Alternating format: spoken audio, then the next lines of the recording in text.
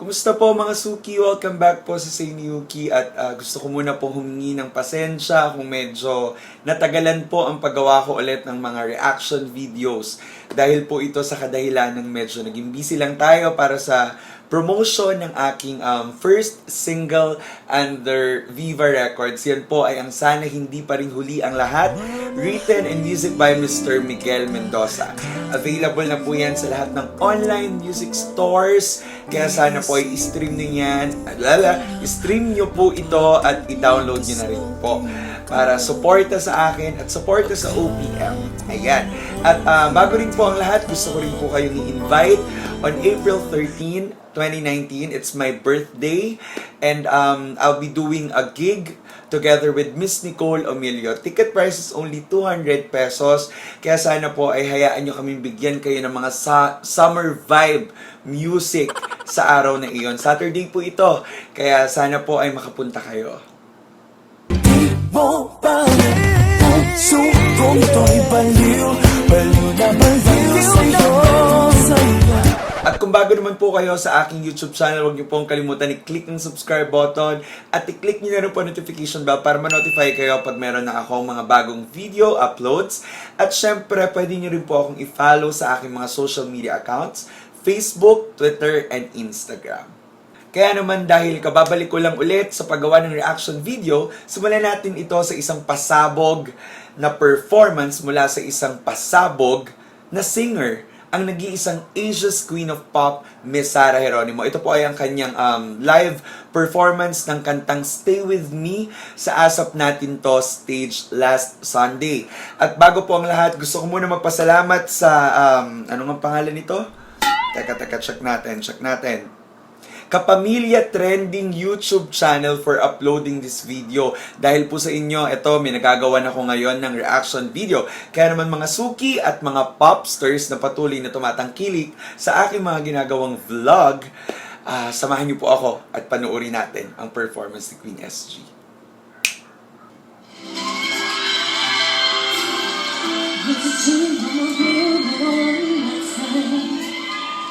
Ganda ng pasok niya. But I still need love, 'cause I'm just a man. Days I fell asleep too close to my hand. Oh. Narinig niyo ba yon? Narinig niyo yung low notes na, amen. Ako nga hindi ko abot. Grabe. Ang baba nung low register ni SARS ngayon at ang linis pa rin. Kahit ganun kababa na yung note na inabot niya. Wow! Tsaka napansin ko, ang ganda nung kanyang hair dito. At sinamahan pa ng talaga namang loop. Loop ba? Tama ba ako? Hindi ko alam. Correct nyo na lang ako mga Suki. Yung gano'n, yung malaking hikaw. Ang cute ng outfit. Well, ako kasi talaga medyo attracted ako sa mga ganitong klaseng kulay. Mga violet, purple.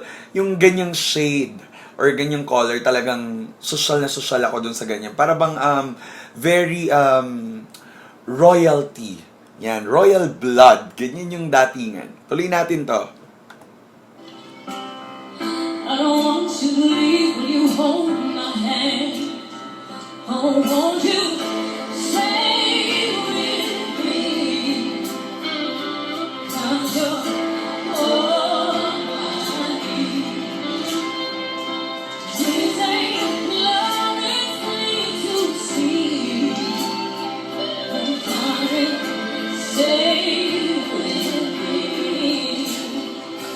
Yung unang tumatak sa akin na nag-cover nitong song na to talaga, kung di ako nagkakamali, si Jason D, nung panahon niya sa The Voice of the Philippines Season 2. Ito yata yung kanyang winning piece. Kung hindi po ako nagkakamali, sorry correct nyo na lang ako mga Suki.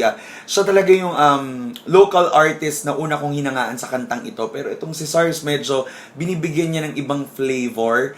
At kung mapapansin nyo talagang yung kanyang pagka-swag or laid back na tunog ay dala-dala niya talaga dito sa kantang ito. Mararamdaman niyo yung medyo may konting pabitin at saka yung angas ng boses nandito talaga.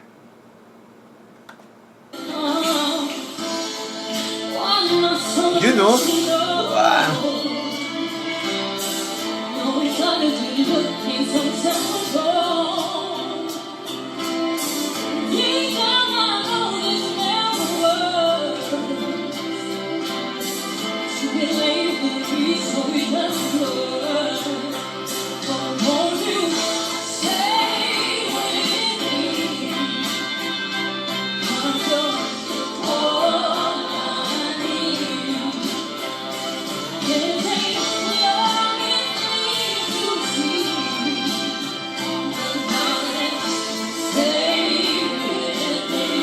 teka lang. Nag-wonder ako kung ba't, nung una pa lang pagpasok niya, tinanggal na niya yung in-ear niya sa, ewan ko kung anong side yon. Basta tinanggal na niya. And then now, dito sa bandang gitna ng song, tinanggal niya ulit yung kabila. I don't know if masyado bang malakas yung in-ear monitor niya or baka naman may gagawin siyang kababalaghan dito sa song na to, kaya tinanggal niya. Panoorin natin. Oh, won't you stay with me? You know? Oh, yeah.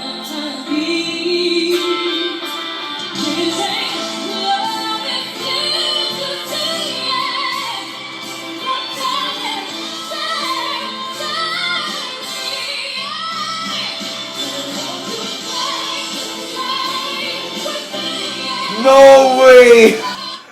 Grabe yung ginawa niyang bali dun sa song. Wow!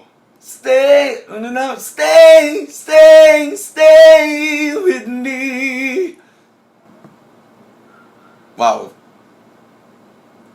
Ang talino ni SARS dito sa ginawa niya na to. As in, ang layo nito sa version ni Sam Smith at sa version ni Jason D. As in, baling-bali, pero on point yung bali. Talagang binigyan lang niya ng tatak Sarah Geronimo yung song, pero hindi niya ito in-oversing. Ako personally, yung opinion ko po, para sa akin, yun yung part na tumatak sa akin ngayon, dito sa song na to. Kaya, tingnan pa natin, baka naman sakaling meron pang mga pakakawalang kakaibang riffs and kakaibang bale itong ating queen.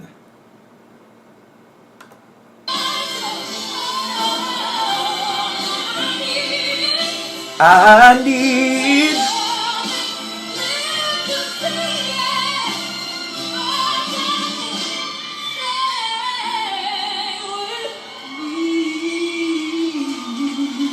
Wow! Hindi ko alam kung narinig niyo po yun dun sa last part yung uy, parang uy. Well, hindi ko siya magawa ngayon. Pasensya na po. Dapat talaga nagvo-voice rest ako ngayon, pero dahil na-miss ko kayo, eto gumagawa ako ng vlog para sa inyong lahat. Okay!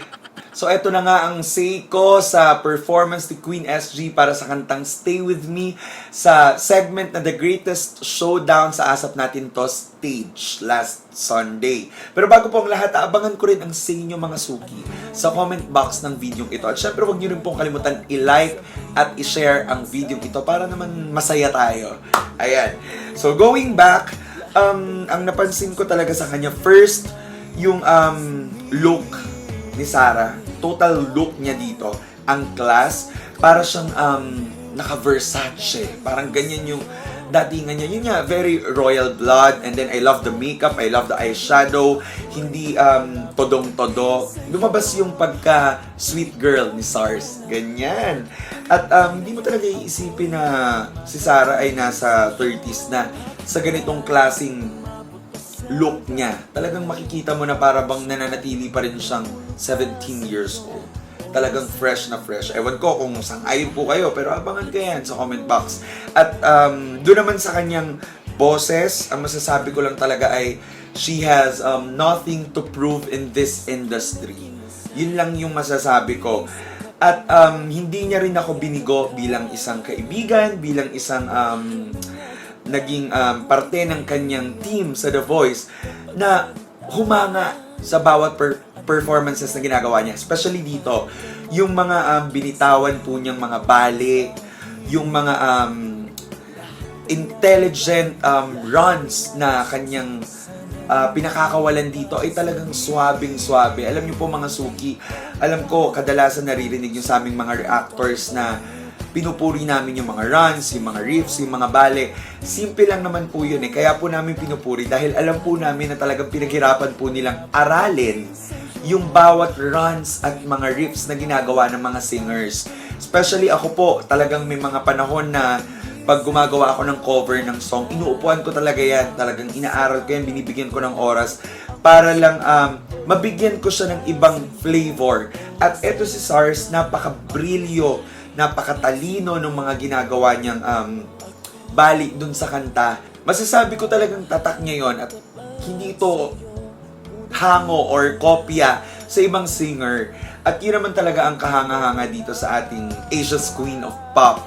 At sana lang po sa susunod ay meron ng mas clear na audio na i-upload ang ASAP. Kasi medyo parang kahit anong lakas ng volume ko garalgal pa rin ng konti. Parang distorted pa rin yung tunog nila. Alam ko, marami na po kaming nagsasabi nito na sana ay maayos.